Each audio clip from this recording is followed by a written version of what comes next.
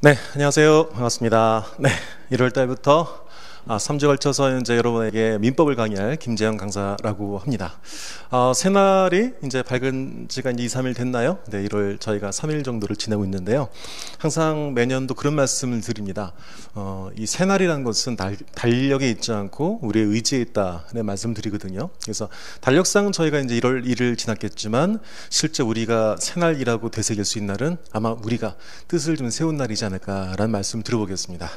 앞으로 제가 15일 거쳐서 민법을 전해드릴 텐데요. 아마 그렇게 친다면 오늘이 우리 민법에 있어서는 새날이지 않을까라는 말씀을 드려보겠습니다.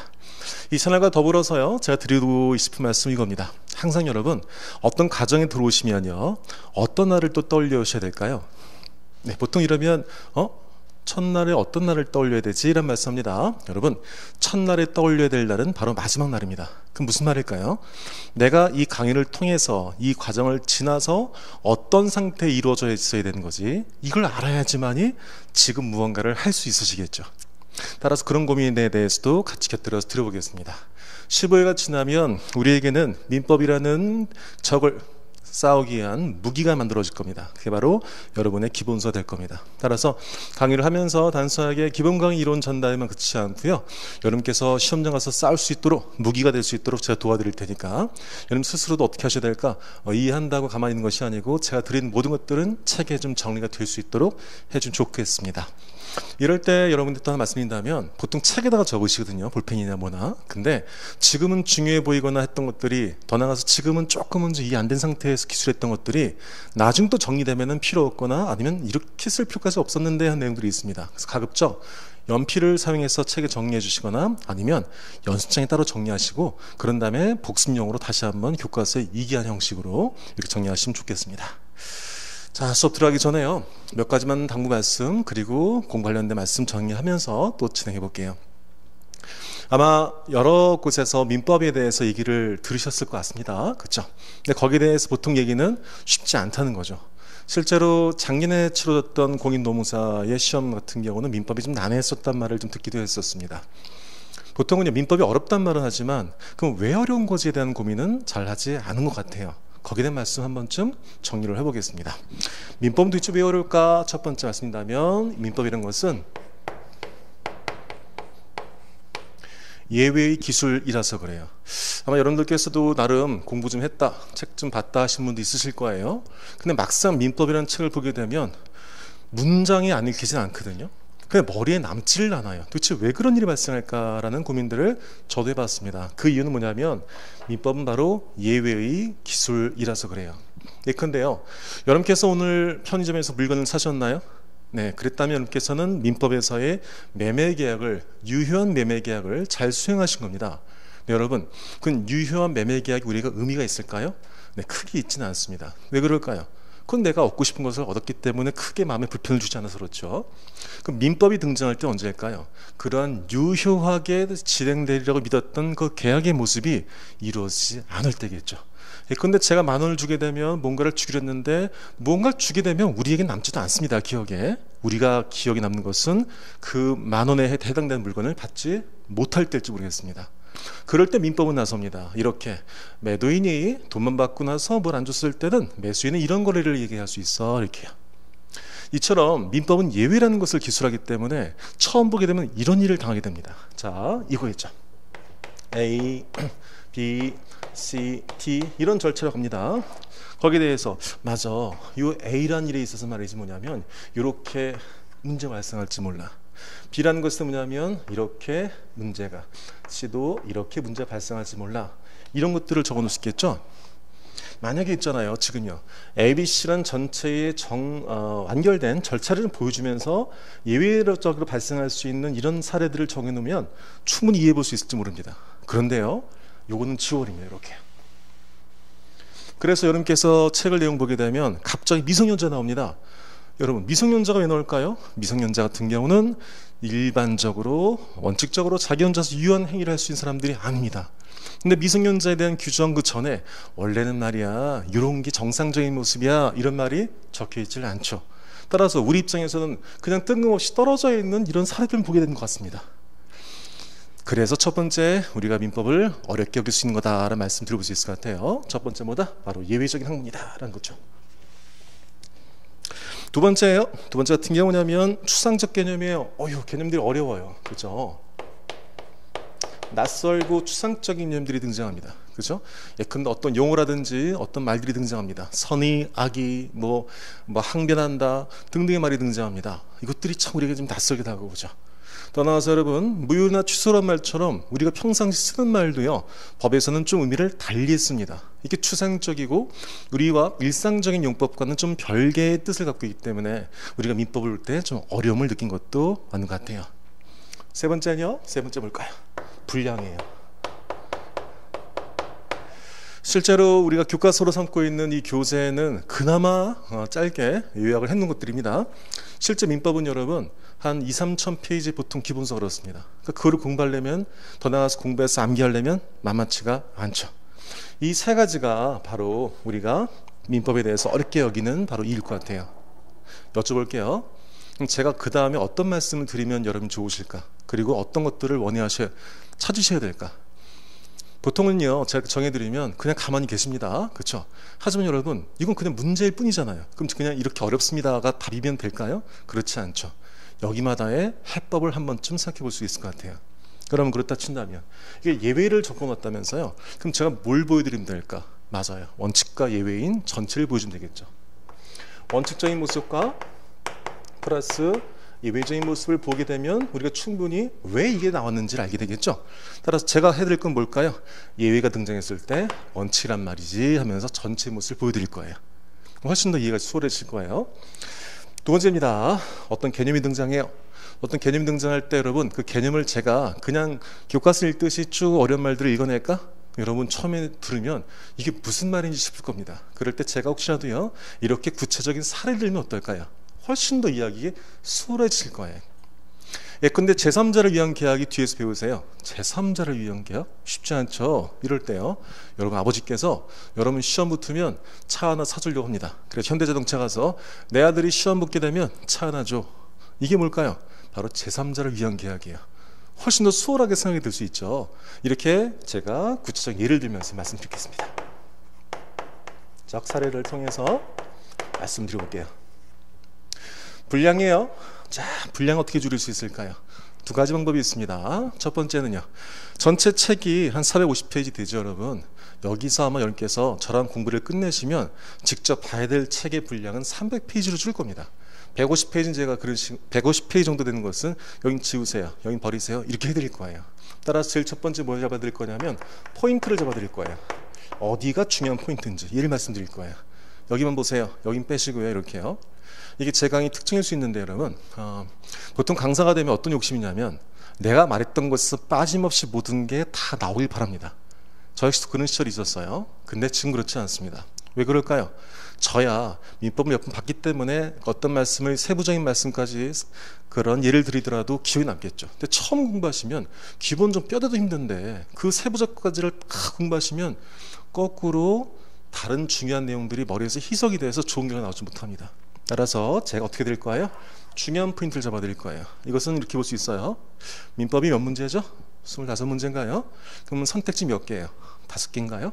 그럼 전체 우리가 OX를 쳐야 될 선제는 몇 개인 건가요? 125개죠. 제가요, 한 110개를 말씀드리면 어떨까요? 15개는 미안해요. 아마 제가 드리지 않았던 내용일 거예요. 근데 걱정하지 마세요. 왜 그럴까요? 우린 객관식이죠. 따라서 전체 5개를 모르더라도 나머지 4개만 알아도 답을 낼 수가 있거든요. 나머지 4개를 모르더라도 하나만 제대로 하면은 다음 중 옳은 것은 답을 맞출 수 있거든요. 그렇게 해드릴 거예요, 여러분. 그래서 거꾸로 저 125개를 맞추기 위해서 엄청난 내용을 외우기 시키는 것이 아니고 거꾸로 우린 딱 110개 정조준. 그래서 저 정도만 파악을 해볼 수 맞출 수 있는 것들을 한 번쯤 공부해보자. 이렇게 정리를 해드려볼 거예요. 이건 저랑 믿고 한 번 좀 따라봐 주세요. 두 번째는요, 두 문자예요. 이제 수험이 좀 익숙하신 분들은 알겠습니다만 익숙하지 않으신다면 여기 어색할 거예요. 제가 앞으로 외워야 될 내용들을 두 문자를 따드릴게요. 두 문자로서 외우기 쉽게 드릴 테니까 여러분께서는 수고를 덜으시고 제가 드리는 그 두 문자 외우라는 것, 그것만 딱딱딱 외우신다면 여러분께서 시험장 가서 이런 일이 발생하게 될 거예요. 잘 뜻은 모르는데 확실히 틀렸어, 얘는 판별하게 될 겁니다. 그렇게 한번 정리를 해드릴 테니까 여러분께서 저를 좀 딱 믿고 오시면 될 것 같다라는 말씀을 좀 드려보겠습니다. 그래서 다시 한번 정리했지만 우리가 민법이 힘든 이유 뭐라고요? 첫 번째 왜 그렇다고요? 예외라서 그래요.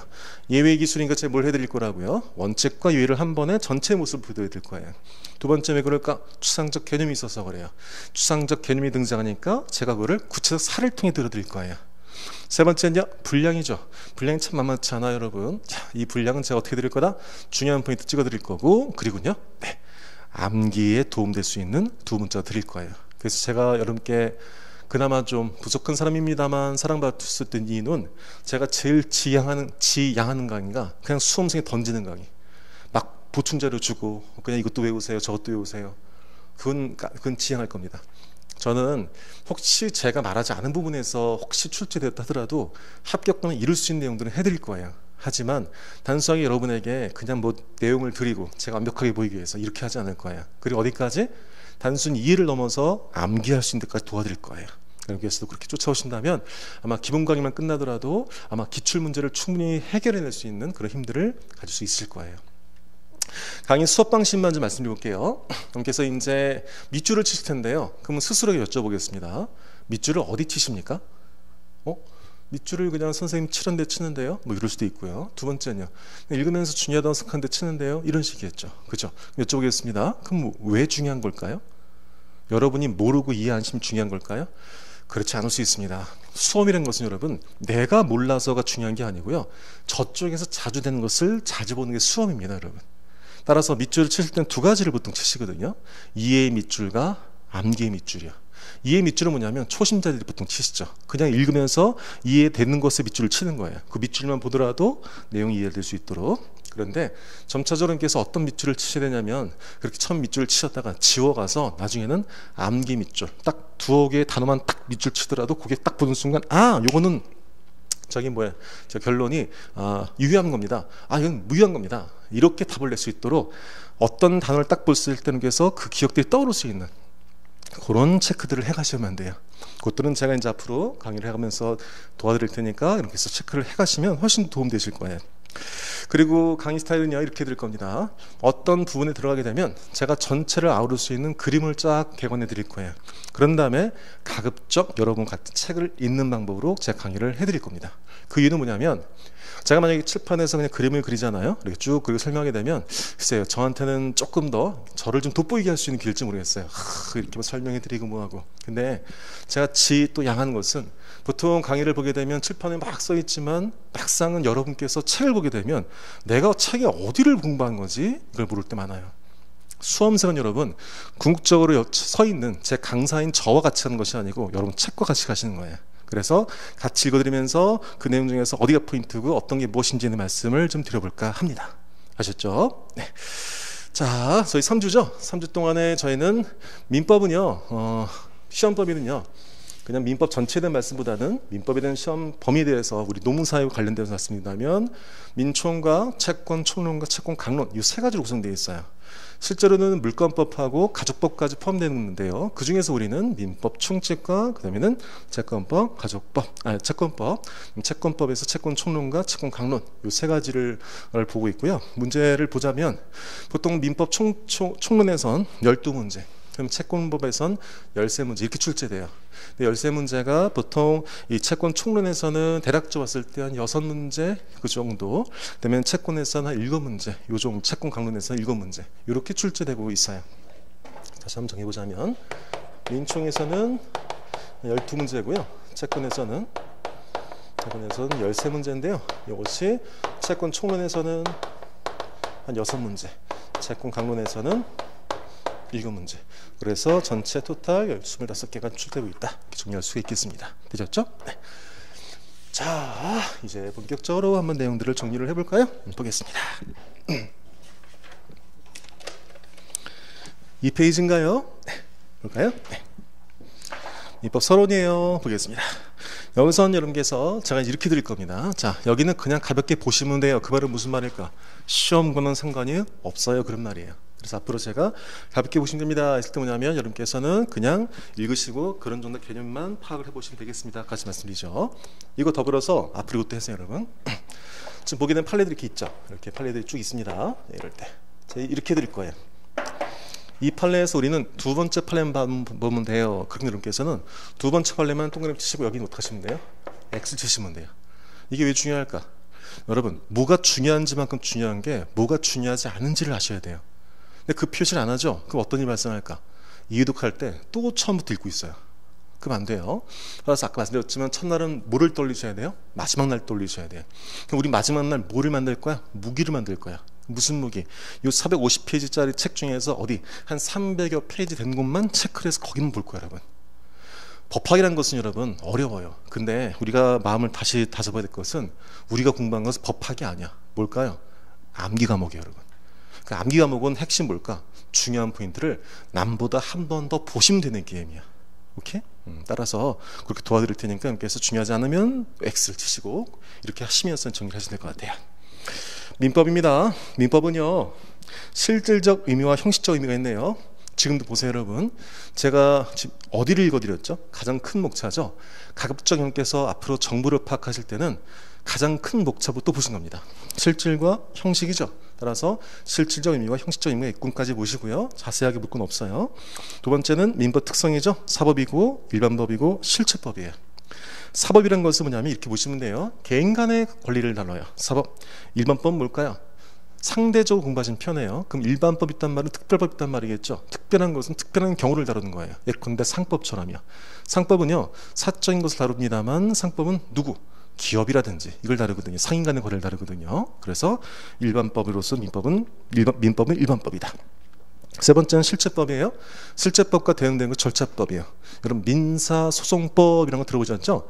민사소송법은 절차를 행하는, 재판 절차를 행하는 법이 민사소송법이에요. 반면 실체법은 권리와 의무를 다루는 법이에요. 따라서 뭐만 딱 기억하시면 돼요. 사법 동그라미, 일반법 동그라미, 실체법 동그라미. 여기만 동그라미 치면 되는 거예요. 무슨 말인지 아시겠죠? 그러니까 지금은 이 페이지 내용이 중요해서가 아니고 제가 좀 독해를 하는 법 알려드린 거예요. 제일 첫 번째 어딜 보라고? 첫 줄부터 보려 하지 마시고 어떤 글이든 간에 이것은 여러분 민법 공부를 넘어서요. 네. 우선은 제일 큰 목차부터 보는 거예요. 형식과 실질이 있군. 그 다음에 어떤 목차가 있지? 두 번째 목차 있고 이렇게 들어가시는 거예요. 알았죠? 어쨌거나 여기서 뭐만 기억하시면 돼? 사법이고 일반법이고 실체법이에요. 이 정도만 이렇게 해서 머릿속에 정리를 해놓으시면 됩니다. 오케이? 네. 자, 이제 민법의 법원이에요. 여기서부터가 이제 나오는 시험범위 나오는 파트죠. 지금 보시면 이제 이 민법의 30쪽이요. 민법의 30쪽이 이제 1절과 2절로 구성되죠. 한 번쯤 이것도 보세요. 지금 이 페이지 쭉 올라가시면 민법 서론 있죠. 민법의 의 있고 민법의 기본 원리 있고 민법의 법원 민법의 의, 법원, 기본 원리 있잖아요. 그죠? 네. 여기서 각각 보통 하나씩 출제되는데 이 전체 세 개 중에선 만약에 10년 정도로 봤으면 10년 정도에서 여기서 보통 3-4문제 출제돼요. 그러니까 어때요? 좀 출제될 확률이 좀 떨어지는 곳이죠. 따라서 여기 같은 경우는 중요한 포인트만 딱딱 찍어서 효율적으로 보시면 되는 거지 더 이상 깊이 볼 필요가 없어요. 그런데 보통은요, 저도 강의를 하면서 참 첫날은요 강의가 좀 약간 무겁게 흘러가요. 진도가 쭉쭉 안 빠져요. 그럼 수험생들은 어떤 사인을 갖게 되냐면 여기가 상당히 중요한가 보다라는 생각하게 되는 거예요. 그러니까 이런 것들이 바로 뭐냐면 강의 들으실 때께서 센스 있게 들으실 내용이 되는 거거든요. 보통 저도 강의를 합니다만 여러분 잘 보세요. 이 어떤 책이든 간에 어떤 과목이든 간에 그 과목의 가장 앞쪽에서에는 시험 문제 거의 안 나와요. 그렇죠? 근데 강의를 한 입장에서는 첫날이다 보니까 조금 드릴 말씀도 있고 하다 보니까 어떻게 해요? 조금 더디게 나간단 말이죠. 그럼 거기를 많이 공부하실 텐데요. 그럴 필요가 없다는 거예요. 오케이. 그래서 지금 말씀드렸지만 10년에 몇 개, 한 3문제, 4문제 나는 곳이에요. 그러니까 안 나오진 않죠. 따라서 중요한 포인트만 정리하시면 돼요. 자, 3페이지입니다. 여러분 3페이지에요. 어디를 먼저 보시라고요? 제2절 민법의 법원 보시라고요. 다시 말씀드렸지만 지금 제가 여러분께 어떤 걸 알려드린 거냐면 제가 없어도 혼자서 공부를 하는 법들 알려드리는 거예요. 제일 첫 번째 뭐를 기억하셔? 제일 큰 정보부터. 민법의 법원이에요. 여기서 근데 중요한 게 법원이라는 게 그 코트, 영어로 말하자면 우리가 무슨 대법원 이런 법원이 아니고요. 법의 근원의 뜻이에요. 법의 근원. 도대체 이거 어떤 게 근원이냐? 법의 연원. 너 도대체 어떤 형식으로 존재하는 거니? 그래서 이 법의 연원이란 말, 법원이란 말, 이 말에 대해서는 이 뜻까지는 잘 필요 없고요. 다만 그냥 법원이란 말이 있구나. 그것이 법의 근거가 되는 양식 정도 보시면 돼요. 근데 밑에 구체적 내용을 보게 되면 훨씬 수월해져요. 자, 1조입니다. 민법 1조죠. 민법은 전체 1118조로 구성되어 있어요. 거기에 제1조가 바로 이 조문이에요. 법원이죠. 한마디로 법의 근거가 되는 거라 보시면 돼요. 여러분, 근거란 말 들으니까 어때요? 편하죠? 법의 근거. 한번 재판하려면 뭐가 있어야 돼요? 근거 있어야 될 거 아니겠습니까? 그죠? 그 근거가 되는 게 하나, 둘, 셋, 법관조예요. 자, 1조에 민사행에서 법률의 기준이 없으면 관습에 의하고 관습이 없으면 조리에 의한다. 어떻게 하시면 돼요, 여러분? 법관조에 법관조 점을 찍으시면 돼요. 됐나요? 다시 한번 1조에서 여러분께서 찍을 곳은 법률 위에다 방점, 관습법 위에 방점, 조리의 방점. 되셨나요? 오케이. 자, 스스로 한 번쯤 외워보세요. 무슨 얘기냐? 이럴 때 뭐냐면 여기 그 조문을 보지 마시고 고개를 살짝 돌리셔서 머릿속에 자꾸만 떨려보는 거예요. 1조 뭐라고? 하나, 둘, 셋. 뭐가 없으면 민사위원회에서 법률의 규정이 없으면 법, 관습법 이해하고 관습법에 없으면 조의한다. 시험 종종 나와요. 이 책 보시게 되면은 여기 숫자 써 있죠? 이게 뭐예요? 출제되었던 연들 말한 거죠. 그렇죠? 법관조예요. 이걸 그럼 이렇게도 정리를 해드릴 거예요. 그럼 이게 시험에 나온다. 그게 무슨 말일까? 이게 맞는 지문으로 나오기도 하고 틀린 지문 나오기도 할 거 아니겠어요? 틀린 게 어떻게 나오냐? 이렇게 나와요. 민사관에서 법률의 기준이 없으면 조리에 의하고 그게 없으면 관습법에 의한다. 이렇게 나온단 말이에요. 따라서 우린 뭐만 기억하시면 돼요? 법, 관, 조 하시면 돼요. 그러면 이렇게 책 정리하실 때 이러시면 돼요. 여기 조문이 있죠? 여기 빈 곳 있죠? 빈 곳. 여기에 뭐냐면 법, 관, 조 이렇게 써놓으신 거예요. 그 책이란 것은 여기서 법관조의 방점 찍겠지만 어디로 활용하시냐면 이 책 빈 곳 있죠? 이 양옆에. 여기에 중요한 포인트라는 되는 것에 이렇게 표시를 한다든지 아니면 제가 앞잘 따드리면 두 문자를 앞잘 쓴다든지 이렇게 하시면 나중에 공부할 때 어디만 보시면 되냐? 바로 책 옆만 보시면 되는 거예요. 이렇게. 알았죠? 그래서 제가 아까 말씀드렸지만 단순하게 민법만 정해드리지 않고 수험적으로 어떻게 공부하면 될지 이거 알려드릴 거예요. 그래서 꼭 도움들 받아가세요. 네. 자, 여튼간에 1조 이게 첫 문제예요. 법관조입니다. 그렇다면 이제 보시면 잘 봐요. 법관조라면서요. 그럼 무엇을 공부하면 될까? 법률이 뭔지, 관습법이 뭔지, 조리가 뭔지 걔를 공부하는 거예요. 됐죠? 밑에 볼게요. 성문 민법이죠. 불민법이죠. 그것도 정리를 해드리죠. 자, 민법 1조 제1조 뭐라고? 민사에 대해서 어떤 민사적 분쟁에 대해서 법률에 있으면 법률에 의하고 그렇죠? 법률에 의하고 그것이 없으면은 관습법하고 법관조 이제 몇 번 하니까 어때요? 익숙해지셨죠? 여기에서 이 법이 뭐냐면 이게 성문헌법이에요. 성문. 이게 뭘까? 요게 불문이에요. 우리가 뭐 청문법이란 불문법은 뭐 중고등학교 때 배우셨으니까 그 설명은 좀 차치하고요. 여튼 이게 성문이고 불문인 거죠. 그래서 밑에 넘어가 나온 거죠. 성문하고 불문 나온 거예요.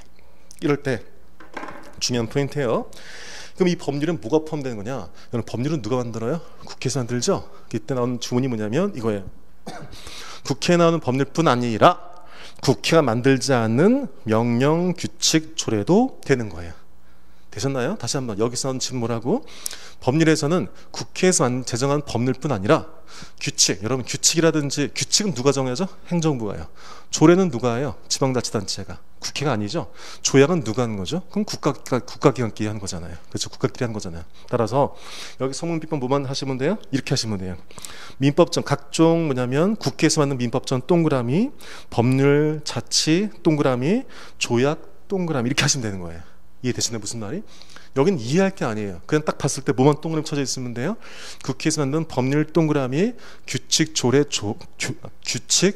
조약 동그라미 요거만 해놓으시면 되는 거예요. 되셨죠? 따라서 성문법, 법관조에서 뭐냐 이거죠. 법관조에서 법에서 뭐냐면 뭐만 기억하시면 돼요.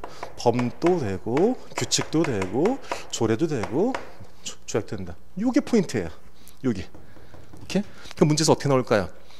1조에서 하는 법에는 국회에서 맞는 법만 포함된다. 맞았어? 틀렸어? 틀린 거죠. 뭐까지 포함되니까? 국회에서 안 맞는 것도 포함되는 거니까. 이제 제가 어떻게 수업을 해드릴지 아시겠죠? 따라서 죽어라 3시간 동안 정리하고 이해시켜드릴 거예요. 그래서 정말 딱 15회 끝나면 이거는 뭐 기본 강의가 아니고 정말 기출까지 들은 것처럼 해드릴 테니까 여러분께서 그 정리하시면 돼요. 자, 두 번째요. 어디죠? 관습법과 조리. 여기를 정리해드릴 거예요.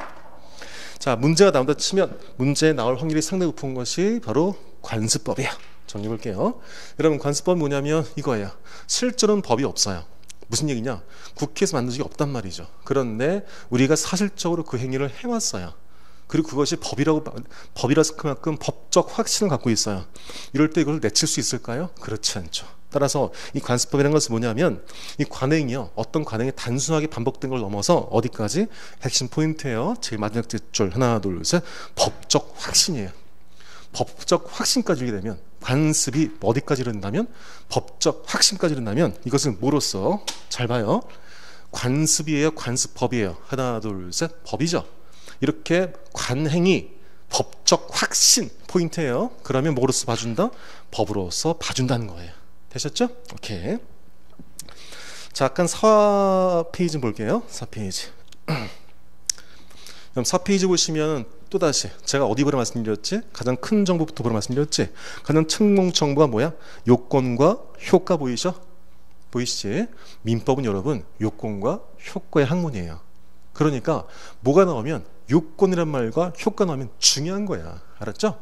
자, 요건이야. 요건 보시게 되면, 자, 밑에서 보게 되면요. 자, 이것도 읽어드릴게요. 첫 번째 판례, 두 번째 판례 다 보셔야 돼요. 첫 번째 판례, 관습법이란 사회 거듭된 관행으로 형성된 관행 동그라미, 생성된 사회 규범이, 여기서 동그란 말을 여러분 굳이 동그라미에 치지 않고 밑줄 쳐도 괜찮아요. 근데 제가 뭘 해드린 거야? 막 밑줄 치는 것이 아니고 시험에 나올 중요한 포인트가 어딘지 말씀드린 거지. 관행으로 형성된 관행 동그라미, 사회법적 확신과 확신 동그라미. 그렇죠? 그럴 때 보는 거죠. 법적 규범으로 승강이 된 것이다. 이거죠. 이거예요. 관행이 어디까지 이뤘어? 확신까지 이뤘어. 근데 세 번째 줄이 중요해요. 헌법을 최소한 규범으로 하는 범죄 법질서에 반하지 아니하는 것까지 오셔야 돼요. 그럼 요건이 뭐냐? 이거야. 이 관습법 요건 같은 경우는 첫 번째 뭐냐면 관행이 존재해야 돼요. 관행. 그렇죠? 두 번째 뭐죠? 법적인 확신이에요. 법적 확신이에요.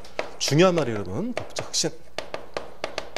세 번째 뭐냐면 전체 헌법 질서에, 범죄 법 질서에 반하지 않을 것. 이 세 가지예요. 됐죠?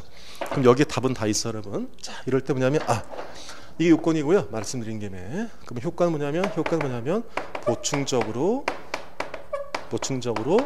법의 효력을 준다. 이거예요. 이게 관습법에 나온 다 내용들이거든요. 관행이 존재하지만 뭐가 있어야 돼요? 법적 확신이에요. 잘 보세요. 그거 친다면 요건과 효과에서 요건이란 말은 이 세 개가 딩동댕이 돼야지만 결과 준다는 뜻이에요. 그럼 문제 볼게요. 어떤 관습법이 있는데 이 관습법에 사람들의 법적 확신이 사라졌대. 그럼 관습법의 효력이 있을까 없을까? 하나 둘 셋, 없다는 말이겠죠.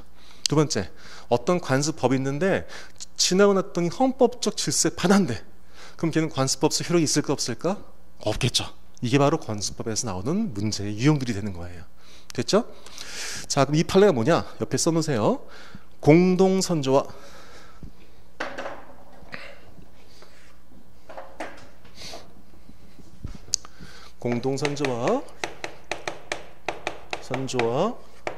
성과 본을 같이 하는 여성, 성인 되면 종중한. 이게 이 판례의 내용이 되는 거예요. 공동선조에서 이게 여러분 2000년대 판례죠. 이게 상당히 유의미했던 판례가 뭐냐면 이 당시에 뉴스에 저도 기억나는 게 계속 특필이 됐었어요. 그 전까지만 하더라도 종중은요 남자만 됐어. 남자만이야. 근데 이 판을 통해서 공동선조를 하는 성과 분 같이 사는 여성들은 뭐가 되면 성이 되면 종중으로 인정받는다. 이게 나온 거죠. 따라서 뭘 말해준 걸까? 야, 그동안 우리가 남자만 했던 반응이 있었지? 그래, 그치? 거기서 법적 확신이 있었지? 그래, 남자만 종중원이라고. 근데 지금 시대가 어느 시대인데 지금 여자를 차별하냐? 그건 어디에 어울리지 않아? 헌법적 질서에 반해. 따라서 여성을 제외한 관습법의 효력을 부정하겠어. 어때요? 좀 그려지시죠? 바로 그게 이 판례예요. 따라서 정리되셨죠? 그래서 두 번째 판례 보시면 잘 보세요. 두 번째 판례, 그럼 봐요. 두 번째 판례 두 번째 줄. 확신을 갖추게 되었지 않거나 밑에 줄. 전체 법질서에 부합하지 않게 되었다면 마지막 줄 효력이 부정된다. 이 표현이에요. 되셨죠? 자, 관습법은 언제 효력이 부정돼요? 첫 번째 뭐가 없거나 확신이 없거나 두 번째 전체 질서에 반할 땐 효력이 부정된다. 됐죠? 이거야. 이럴 때 4번의 효력 및 우열관계죠. 제일 마지막에 뭐만 보시면 돼요? 보충적 효력이 인정되는 거예요. 여러분, 법에서 보충이라는 말 등장하죠. 자, 제가 아까 말씀드렸죠. 개념 어려운 거 나오게 되면 쉽게 정리해드리겠다고. 보충이라는 말 등장하죠. 이게 뭘까요? 이게 2차적이라는 뜻이에요. 따라서 법에서 보충적 효력이다 하게 되면 2차적 효력 생각하시면 돼요. 됐죠? 자, 이렇게 정리했습니다. 어때요, 여러분? 여러분 관습법 처음 봤죠? 근데요, 정리해 볼게요. 자, 봅시다. 관습법은 어디 포함된다고? 법관조에서 관습법. 1조의 번수법 있죠? 관습법은 어떻게 성립한다고? 첫 번째 뭐라고? 첫 번째는 관행이 있어야 되고, 두 번째는요, 뭐라고? 법적 확신이 있어야 되고, 세 번째는 전체 법질서 변하지 않아야 되고. 그럼 무슨 효과를 준다고? 하나, 둘, 셋. 보충적 효력을 준다고. 됐죠? 이렇게. 그러면서 이제 마지막 하나, 사실인 관습과의 비교점 남았어요. 이거를 정리해 드릴게요.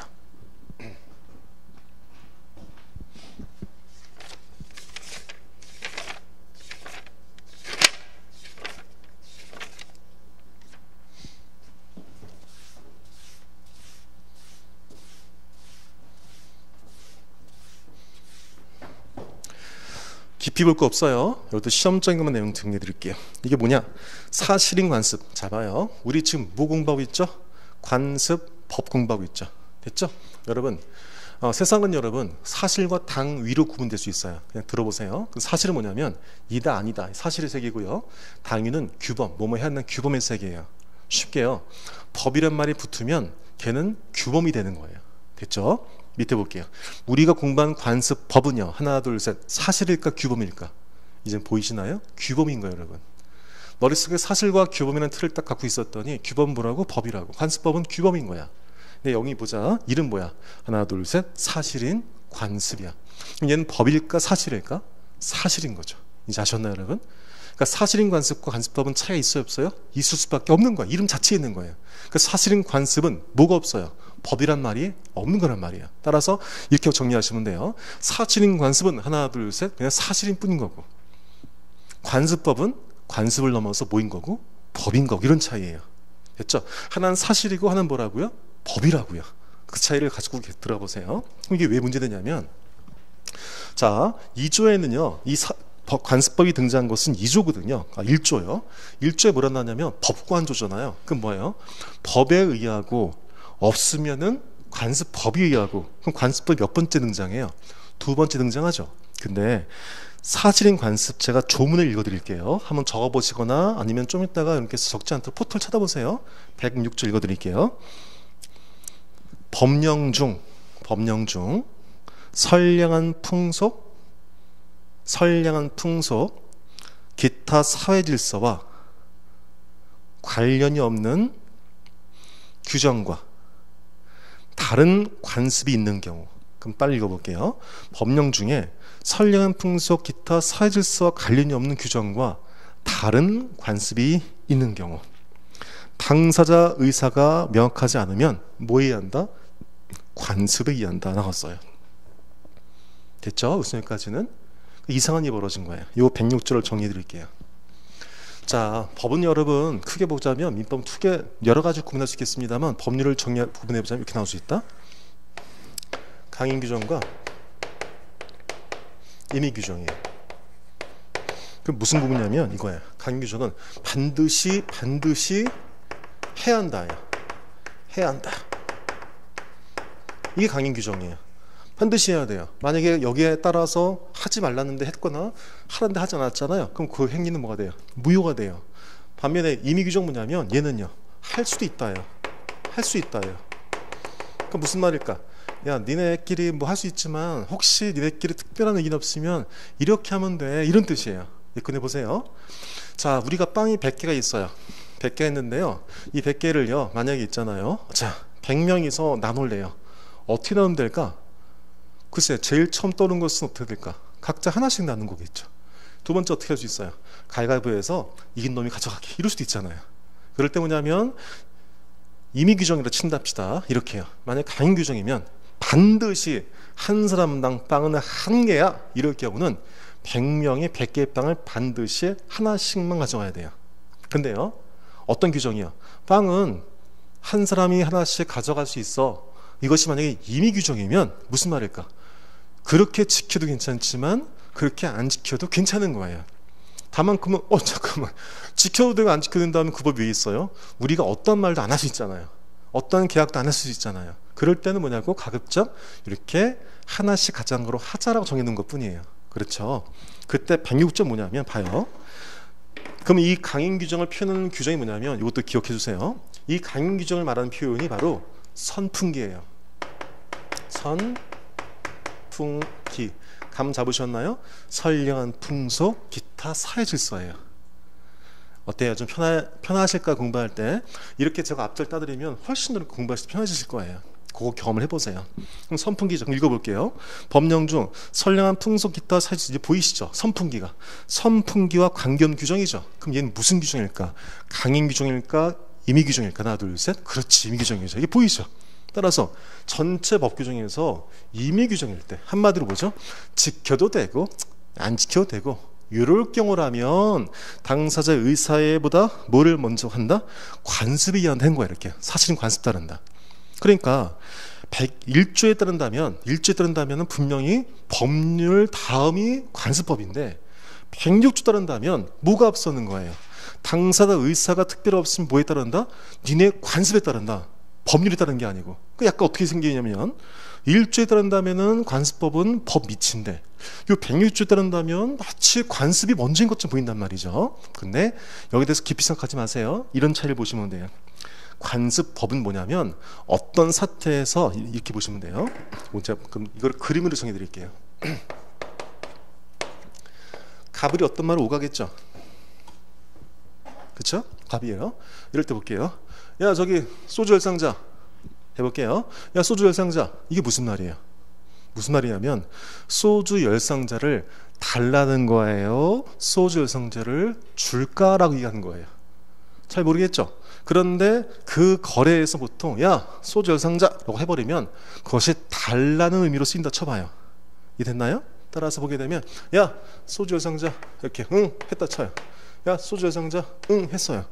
그럼 이거 판례를 그 상태에서 갑은요 관례성으로 소주 열상자 했는데 을은 초짜인 거야. 못 알아들은 거야. 서로 어떻게 쓸 거야? 싸웠겠지. 야 열상자 주라니까 야 누가 주라고 했어? 네가 달라는 거 아니었었어? 이렇게 서로 싸운 거지. 이렇게 서로 간에 다툴 때 요 의사 표시의 해석에 필요한 것이 바로 106조의 문제인 거야. 이렇게 반면에 2조는 뭐냐면 이 전체의 법률적 행위에 적용되는 것이 1조의 관습법인 거예요. 따라서 관습법이라는 것은 법이에요, 여러분. 법이기 때문에 어떤 당사자끼리에서의 해석의 문제를 넘어서서 그 법률적인 문제를 풀기 위한 하나의 도구로 쓰이는 거예요. 관습법은요. 반면에 고들 사이에서 의사표시를 해석할 때 뭔가 도구가 있어야 되잖아요. 이럴 때 등장한 것이 106조예요. 따라서 위상이 다르죠. 좀 이해하기 그러신다면 한마디로 관습법이라는 것은 적용의 문제가 훨씬 더 큰 놈인 거고 106조의 문제는 조금 더 작게 미시적으로 해석하는 기능이고 이거 정리하시면 돼요. 제가 이 정도 보시면 돼요는 이렇게 보시면 돼요. 시험에는 이렇게 더 이상 안 나와요. 제가 앞으로 찍어드릴 거면 나오는 거예요. 이제 그럼 볼게요. 1조하고 106조 쉽게 해서 관습법과 사실인 관습 다르죠? 그럼 볼게요. 그럼 어떻게 다르냐? 관습법에서 중요한 포인트는 두 번째 줄 법적 확신 이런 거고요. 106조는요 어디에 못 이뤘어요? 법적 확신이 못 이뤘죠. X침 되는 거예요. 그거 포인트예요. 두 번째 효력 보시면은 효력은 뭐예요? 법령과 같은 효력이죠. 됐죠? 따라서 무슨 말일까? 법령 같으니까 어떤 민사적 분쟁 생기면 이 관습법으로 가서 그 문제를 해결할 수 있다는 얘기 한마디로. 반면에 사실인 관습은요 그런 해결책이 아니에요. 다만 뭐예요? 그냥 그들의 의사를 모아는 것에 해석하는 그치는 거예요. 그게 바로 시험 나와요. 세 번째, 이게 이제 제일 중요하죠. 관습법은요 관습법이죠. 여러분 법은 누가 제일 잘 알까요? 법관이 제일 잘 알죠. 따라 관습법은요 누가요? 법원이 직권으로 확정해요. 무슨 말이냐면 관습법이 이런 게 있어라고 당사자가 말할 필요가 없어요. 됐죠? 반면에 사실인 관습은요 하나 둘 셋 누가 입증해야 돼요? 당사자가 입증해야 돼요. 이 차이점이에요. 시험 나온다 친다면 이거예요. 볼게요 무슨 말인지. 여러분 공부는요 이해의 공부와 암기 공부가 있어요. 그럼 중요한 것은 뭘까? 암기 공부예요. 그럼 암기 공부니까 쌤 암기할 것만 알려주세요. 아니죠. 그럼 왜 그럴까? 알려드리면 여러분 이해를 못해요. 그럼 뭐가 돼요? 암기가 안 되는 거예요. 따라서 제가 뭔가를 설명할 때는 이해와 암기 중에서 이해를 위한 걸 거예요. 그런 다음에 이해가 끝나면 제가 어떻게 드릴 거예요? 암기를 시켜드릴 거예요. 근데 제가 대충 이 정도만 아시면 돼요. 그럼 정말 그거만 아시면 돼요. 되셨죠? 그래서 1조와 106조에서의 관습법과 사실관습의 그 끝까지 막 헷갈려 하지 마시고요. 뭐만? 관습법은 법이네. 사실인 관습은 하나 둘 셋 뭐네? 사실이네. 법은 누가 제일 잘 알아? 법관이 제일 잘 알아. 따라서 법관이 직권으로 지네가 알아서 판단하는 거예요. 반면에 사실인 관습은 사실일 뿐이죠. 법관이 사실을 다 알진 않죠. 따라 누가 입증해야 돼요? 당사자가 입증해야 돼요. 이게 중요하다는 뜻이에요. 오케이? 자, 다음에 법관조였죠. 조리요. 여러분 조리란 말 처음 들었죠? 무슨 뭐야? 쌀조리야 뭐야? 근데 여러분 조리란 말은 이렇게 들어본 적이 있어요. 참 많이 들었어요. 자, 볼게요. 어떤 사태가 상식 어긋나. 그때 우리가 뭐라 그러죠? 부조리하다 하죠? 부조리에서 부를 빼보세요. 그게 뭘까? 그게 조리인 거예요. 따라서 부조리란 말을 썼지 우리가 조리란 말을 안 써서 그렇지 부조리란 말은 다른 말로 몰상식하다 이런 뜻이잖아요. 그렇죠? 따라서 조리란 말은 상식에 맞는 뜻이에요. 그래서 법관조, 조리는 법원이 될 수 있다. 그럼 어떻게 하시면 돼요? 조리에다 동그라미 치시면 돼요. 조리에 동그라미. 다음에 로마자 3 판례 있죠? 판례는 될 수 없어요. 그럼 판례 어떻게 하시면 돼요? 판례에다가 X 치시면 된다는 뜻이에요. 이해되셨나요? 무슨 말인지? 오케이. 그래서 이 X의 의미도 그 두 가지예요. 무슨 말이냐면 봐요. 아까 판례에서 이렇게 아까 있을 때라든지 아니면 뭐 어떤 조문이라든지 나왔을 때 이 앞에 X를 치라는 얘기는 무슨 말일까? 보지 말라는 뜻이죠. 반면에 근데 이렇게 보시면 돼요. 판례 문구 중에서 블라블라에서 뭐냐면 효력이 만약에 효력이 없다 이렇게 나오잖아요. 이럴 때 뭐냐면 이 효력에다가 이렇게 쓰시라는 뜻이에요. 이렇게 훨씬 직관적이죠. 훨씬 더 보기 좋죠. 그래서 시험장에서 이렇게 보시면 돼요. 여러분께 시험 전달되죠. 그럼 이 책을요, 여러분께서 근 3, 4시간에 3시간 정도 다 보셔야 돼요. 그게 뭐냐면 시간당 몇 페이지를 보셔야 돼요? 100페이지를 봐야 돼요. 그게 여러분께서 시험 전달해야 될 일이거든요. 그럼 시간당 100페이지라는 뜻은 뭐냐면 여러분께서 1분에 2장 넘기셔야 돼요. 2페이지를 보신다는 뜻이에요. 그럼 다 읽고 있다? 그게 아닌 거예요. 눈에 탁탁 들어오게 해놓으시는 거예요. 알았죠? 따라서 앞에 X를 치는 것은 뭐야? 보지 말라는 뜻이에요. 앞으로 이런다든지 아니면 연필로 이렇게 그는 거 이렇게 안 봐. 읽는 거. 반면에 뭐냐면 효력이 없다 이렇게 있으면 뭐냐면 여기다 효력이 없다에다가 여기 이렇게 써놓기는 어떻게 해야 돼요? 어떤 케이스, 이 케이스 A란 케이스는 A만 딱 비추 치시고요. 효력이 없다 이렇게 쓰시는 거예요. 그럼 어떻게 하시면 돼요? 시험장에서 A가 나온 뭐만 보시면 돼요? 효력이 없다 이거만 체크하시면 되는 거죠. 오케이? 그래서 지금 같은 경우도 로마자 2의 조리 있잖아요. 그럼 어디다 동그라미 치시라고? 그 조리에다 동그라미 치는 거예요. 조리는 되는 거예요. 법원성 있지만 로마자 3 판례죠. 판례 어떻게 하시면 돼요? X 치는 거죠. 판례 나올 게 법원성이 없으니까 이렇게 정리됐습니다. 자, 1조는 뭐라고 여러분? 법관조죠. 법관조에서 다시 정리해봐요. 법은 뭐라고? 국회의 법만이 아니고 규칙, 명령, 조례까지 됐죠? 불문법이에요. 그럼 관습법 나왔죠? 관습법의 성립요건은 첫 번째 관행이 존재할 것, 두 번째는 확신이 있을 것, 세 번째는 전체법제에 어긋나지 않을 것. 이럴 때 무슨 효과를 준다? 보충적 효과를 준다. 됐죠? 무엇과의 구별? 사실인 관습과의 구별. 크게 중요한 거는 딱 하나밖에 없다. 뭐라고? 입증 책임이 관습 법은 누가? 법원이 니네가 알아서. 사실인 관습은 누가 입증해? 재판 당사자인 니네들이, 원고와 피고가 니네가 법관님 이런 관습이 있어요 라고 입증하는 뜻인 거죠. 되셨나요? 까지가 우리가 풀어야 될 문제들이었어요. 자, 민법의 기본 원리 보세요. 사적 자치 원리 이것만 기억하시면 돼요. 다른 거 다 빼시고 뭐라고요? 민법의 기본 원리는 여기 시험 나올 건 아니에요. 다만 사적 자치 원리 그 의미만 보세요. 뭐라고요? 사람들이 당사자가 자유로운 의사에 따라서 법적인 관계를 형성하는 것, 이것이 사적 자치 원리예요. 그 무슨 말일까? 민사는 너희 이렇게 계약 맺어 이게 원칙이 아니고 뭐라고? 니네가 알아서 계약 맺어. 단 요거는 좀 제한할게. 요게 사적 자치의 원리라 보시면 돼요. 오케이? 기억해 놓으세요. 사적 자치 원리. 그래서 어떻게 해야 돼요? 제3절 민법의 기본 원리 하게 되면 뭐 다 빼놓고 뭐만 기억하시면 돼? 사적 자치의 원리. 요거만 기억하시면 될 거예요. 되셨나요? 오케이. 자, 이제 권리 일반 쪽을 볼까요? 권리 일반 쪽 가볍게 좀 볼게요. 네.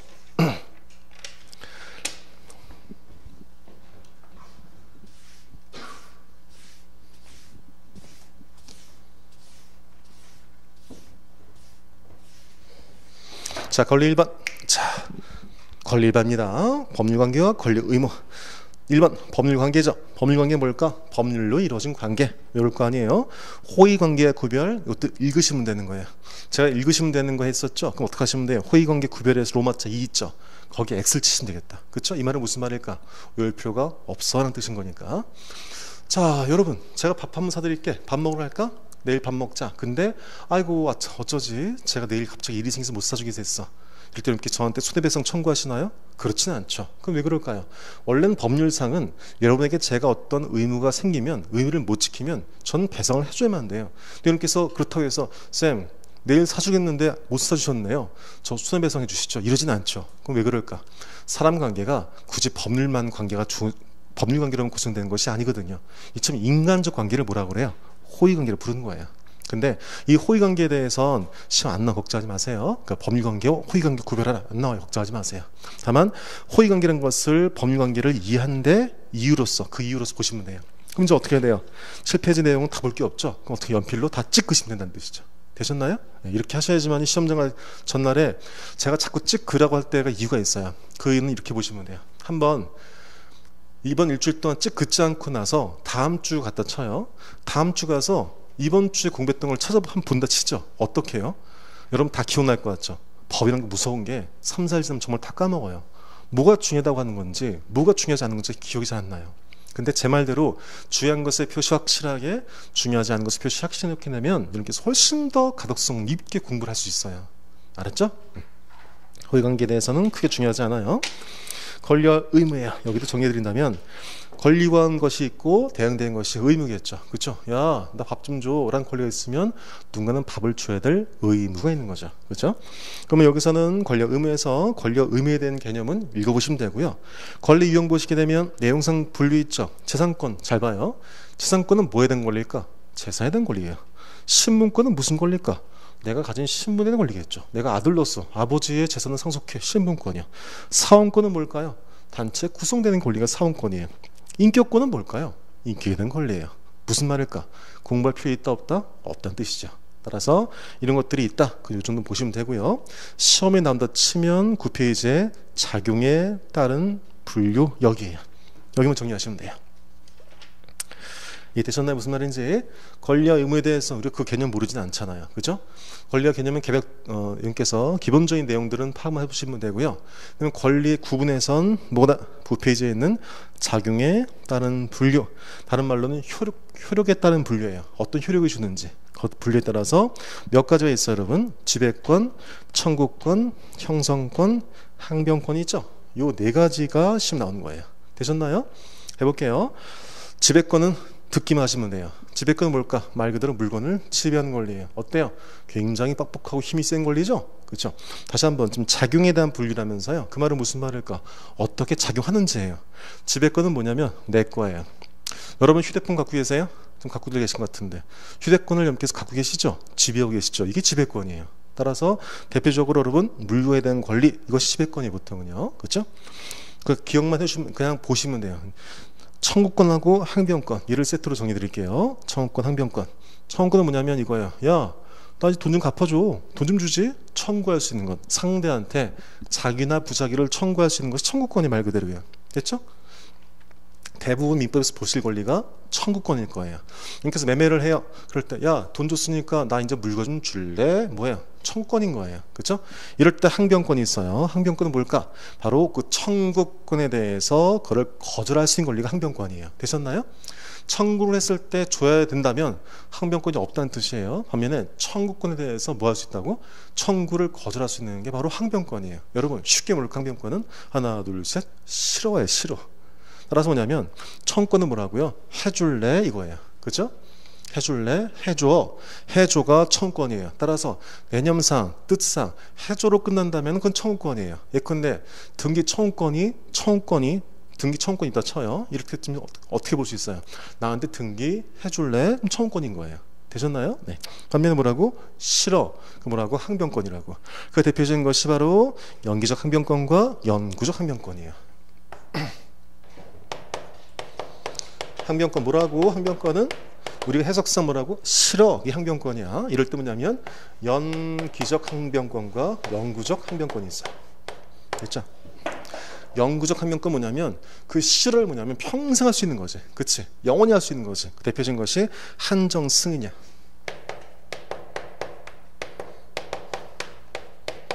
이렇게. 한정승이 여러분께서 상속에서 배우실 텐데요. 이거는 우리 시험범위 아니다 보니까 개념만 파악하시면 돼요. 아버지가 예컨대 10억의 재산과 20억의 빚을 남기신 거야. 돌아가신 거지. 이럴 때 우리는 어떻게 될까? 단순 상속하게 되면 그건 또 어떻게 돼? 그때는 뭐냐면 그때는 10억의 돈도 벌지만 20억의 빚도 가지셔야 돼. 근데 내가 너무 가혹하잖아. 이럴 때 어떻게 하시면 돼? 저쪽에서 야 돈 내놔. 싫어. 나 한정 승인할 거야. 그럼 어떻게 돼? 아버지 재산 10억이면 부채 중에서 얼마만? 10억만 내가 상속하겠다. 이런 뜻이에요. 그게 한정 승인이에요. 따라서 이건 우리 시험범위 아니니까 그냥 개념만 파악하시면 돼요. 따라서 영구적 항변권은 대표적인 것이 한정 승인이다 이거예요. 연기적 항변권이 뭘까? 평생 할 수 없고 순간적으로만 실효할 수 있는 거죠. 그렇죠? 이거예요. 자, 여기서 돈을 줍니다. 10,000원을요. 물건 줘 합니다. 그렇죠? 자, 볼게요. 여러분 혹시 영화 보시게 되면 마약상이 있죠. 마약상. 마약상이 보통 어떻게 해요? 자, 풀을 항상 밤에 이상 쌍라이트를 켜요. 그렇죠? 밤에 항상 차 갖고 쌍라이트 켜죠. 자, 뭐예요? 자, 마약 갖고 왔나? 갖고 왔지. 넌 돈 갖고 왔나? 돈 갖고 왔지. 이럴 때 서로 뭐래요? 먼저 달라고 하죠. 야, 돈을 넘기시게. 싫어 뭐래요? 약부터 넘겨. 이게 동시행변권이에요. 그렇죠? 무슨 말일까? 돈 먼저, 아니 약 먼저. 서로 간에 같이 동시에 이행하자라고 주장할 수 있는 게 동시이행 항변권이에요. 중요한 권리니까 뒤에서 또 배우실 거예요. 보통 줄여서 뭐냐면 동이항이라고 그래요. 동시항변권, 항변권. 그럼 여러분 동시항변권이 되게 거창할 것 같지만 여러분 혹시 담배 태우시나요? 편의점에 가서 어떻게 해요? 보통 담배값이 5천 하나요? 5천원을 주면서 뭐예요? 담배를 달라고 하는 거죠. 그때 잘 보세요. 보통은요 우리가 너무나 순식간에 이루어지니까 그것이 아무렇지 않지. 보통 뭐냐면 이렇게 하셔야죠. 담배 줘. 아니야 돈 줘. 이럴 거 아니겠어요 서로 간에. 무턱대고 남에게 돈 주나요? 그렇지 않잖아요. 보통은요 갖고 있고 여러분께서 혹시 당근도 하시나요? 당근 하시나요? 그때 어떻게 하세요? 돈 먼저 주나요? 아니잖아요. 만나서 물건 좀 보죠. 예, 돈 좀 보죠. 이럴 거 아니겠어요. 그럴 때 그럼 돈 먼저 주시죠. 아니요. 물건을 보여주시면 제가 드릴게요. 이게 바로 뭐라고? 동시이행의 항변권이라고. 됐죠? 하나만 더 해요. 최고 검색의 항변권. 최고 검색의 항변권.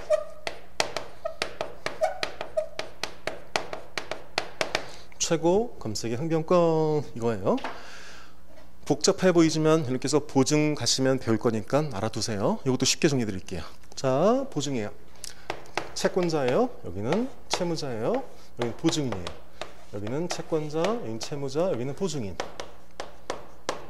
보증인 돈 껐어요? 안 껐어요. 안 껐는데 지금 누가요? 채무자 돈 안 갚아요. 그러니까 어떻게 돼요? 돈 갚아야만 돼. 이럴 때 채권자가 누구한테? 보증인에게 먼저 온 거예요 지금요. 이럴 때 보증인이요 약간 볼멘 소리로 먼저 채무자한테 가봐 이럴 수 있잖아요. 내가 꾼 게 아니니까. 그렇죠? 나한테 오지 말고 우선은 채무자한테 가봐 이럴 수 있겠죠. 이게 바로 뭐냐면 최고 검색의 항변권이에요. 됐죠? 항변권 뭐라고? 싫어 이거잖아요. 그죠? 싫어. 동시이행의 항변권. 싫어. 너도 줘. 최고 검색 항변권. 누구를 검색하는 뜻일까요? 채무자를 좀 검색해봐 먼저. 이런 권리예요. 그래서 최고 검색의 항변권. 이것은 뭐다? 바로 연기적 항변권 정리하시면 돼요. 됐죠? 이것도 자주 아닙니다만 나왔기 때문에 한번 말씀드렸어요. 그럼 이제는 청구권과 항변권 했으니까 형성권 정리하면 되겠다. 형성권 정리해 드릴게요. 우선 지금 그 표 좀 보세요. 네.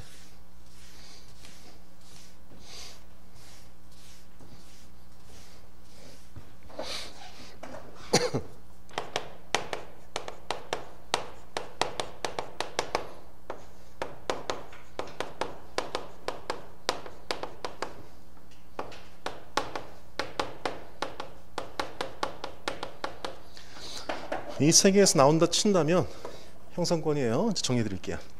자, 청구권이 뭐라 말씀드렸죠? 해줄래 말씀드렸죠. 해줘 해 말씀드렸죠. 오케이, 해줄래 이거예요. 항변권 뭐라고요? 싫어 말씀드렸죠. 그죠? 오케이. 형성권 뭐냐 이거예요. 여러분도 혹시 형 있는 분 있어요? 형들 어때요? 형이 친절해요? 그쵸? 형들은 뭐래요? 야 해 이씨 이거 아니에요. 그쵸? 형이 말하면 들어야 돼요. 그쵸? 형은요 일방적이게요. 형은 절대 청구하지 않아요. 물론 좋은 형도 있지만 공부를 위해서. 따라서 형성권은 뭐냐? 이건 뭐냐면 형이 해요. 해 이거예요. 이게 바로 형성권이에요. 됐죠? 청구권 뭐라고요? 해줘 해줄래요. 거기에 대해서 항변권은요 싫어해요. 그쵸? 여기에 대해서 형성권 뭐라고? 해 이거예요. 됐죠? 오케이. 그럼 그림을 해드려 볼게요. 이 형성권은 뭐냐면 같은 뜻은 아니겠습니다만 거의. 이거 뭐냐면 상대방 있는 단독행위랑 같이 보시면 돼요. 물론 의미 차이 있습니다만 상대방 있는 단독행위를 떠올리시면 돼요. 말 그대로예요. 상대가 있는데 같이 하는 거예요? 혼자 한 거예요? 혼자 한 거예요. 됐죠? 이런 거예요. 여러분 혹시 이별해 보셨나요? 사람과 헤어져 보셨어요? 이럴 때 이렇게 하나요? 물론 그래 우리가 그동안 열심히 살았지만 그래 우리 그래 헤어지자 이렇게 악수하면서 헤어지겠습니다. 보통 어떻게 해요? 야 꺼져 이거 아니에요. 그쵸? 야 끝내 이거 아니겠어요? 그쵸? 그럼 봐요. 헤어질 상대가 있어요 없어요? 있죠. 근데 거기에 대해서 우리 지금 끝내줄래? 이러지 않죠. 야 끝내 이거잖아요. 명령하고 있죠. 형처럼 명령하죠. 이게 바로 뭐라고? 형성권이에요. 그럼 잘 봐요. 계약을 했어요. 계약을 끝낼 거예요. 보통 여러분 해제라는 말 들어본 적 있죠. 그렇죠? 계약을 해제했다는 말 들어본 적 있잖아요. 보통 해제할 때 이렇게 하나요? 저기요 저랑 해제해 주시겠어요? 이럴까요? 아니죠. 야 계약 끝내 이거잖아요. 따라서 형성권이 바로 그런 것들이에요. 됐죠? 자 여기서 그냥 끝내지 않죠. 제가 이 복잡한 것들을 한 번에 외울 수 있도록 도와드릴게요. 보시게 되면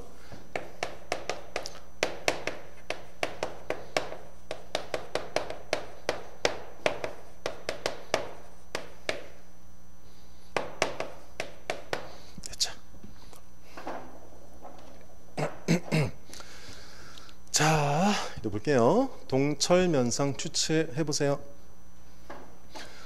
제 친구가 뭐냐면 동철이에요. 제 친구 누구라고 여러분? 동철이에요. 동철의 면상이요. 면상이요. 아유, 추해요. 왜? 취했더니. 됐죠? 외울 수 있나요? 동철 면상이 어떻다고요? 취했더니 추해요. 뭐 추취해? 뭐 취취해. 어쨌거나 추해요. 왜? 취했더니. 대충 기억날까요? 동철면상 추취해. 마스크 썼지만 응월대 보세요. 시작. 동철면상 추취해. 해볼게요. 자, 동의권. 그러니까 책에 따로 적으시면 돼요. 그러니까 동의권 동의. 철회권. 연재. 상계. 추인.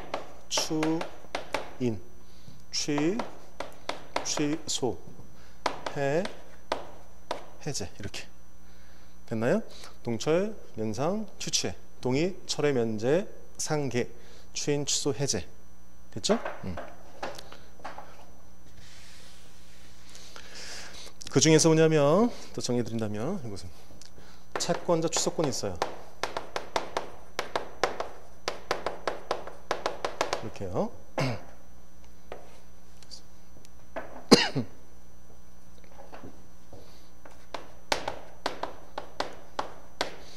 자 해볼게요. 우선은 동철면상 추취했죠. 그런데요 얘들은 뭐냐면 얘는 재판상 하든 재판상 안 하든 상관이 없어요. 근데 재판상으로만 해야 될 게 있어요. 예컨대 계약할 때 잘 보시면 여러분 해제할 때 재판상 하나요? 그때 신당님께서 많은 했던 그 해제들을 하기 위해서는 재판소 해야 되잖아요. 법원을. 그게 아니죠. 얘들은 그냥 하도 돼요. 근데 뭐죠? 채권자 취소권 얘는 반드시 뭐냐면 재판상 행사해야 돼요. 재판상. 여기 시험범위에요. 나올 수 있어요. 오케이? 밑에 보게 되면 표 밑에 보게 되면 매수 청구권, 증감 청구권 보이시죠? 그죠? 잘 봐요. 매수 청구권, 증감 청구권. 얘 뭐라 써 있어요 지금요? 청구권 써 있죠? 그런데 청구권 써 있지만 실질은 얘들은 뭐냐면 형성권이에요. 시험 내기 딱 좋죠. 그죠? 제 친구가 동철이라고요. 그쵸? 동철이가 뭐냐면 저한테 뭐냐면 이게요. 야, 너 술 먹었더니 추해 했더니 뭐냐면 저한테 그래도 너 나는 깐부지 하는 거예요. 유차 좀 들어주세요. 야 동철아 너 면상 추취하다고. 아 술 먹었더니 추해. 야 그래도 우린 깐부지. 깐 뭐예요? 증감 청구권. 부속물 매수 청구권. 지상물 매수 청구권. 여긴 여러분 내용 알 필요 없어요. 부속물 매수청구권, 지상물 매수청구권 말 그대로 부속물 사조, 지상물 사조인데 이 형성권의 말은 무슨 말일까? 뭐 붙이라고? 해 붙이라고. 야 지상물 사, 야 부속물 사. 이게 바로 형성권이라는 뜻이야. 이해되셨어요 여러분? 오케이. 이렇게 정리하시면 돼요.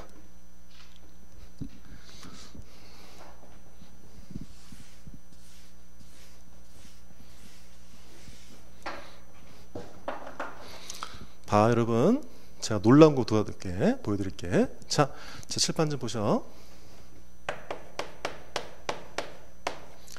얘는 형성권이 아니야. 칠판만 보죠. 얘는 형성권이 아니야. 하나, 둘, 셋. 그걸 위해서 이렇게 하시면 돼. 하나, 둘, 시작. 동, 철, 면, 상, 추, 취, 해. 여기에 최고 있어 없어? 없지. 따라서 얘는 형성권이 아니지. 되셨어요 여러분? 어때? 이 복잡한 거를 외우려면 여러분께서 아마 미칠걸. 근데 이거만 딱 계시면 어떻게 돼? 최고인 거야.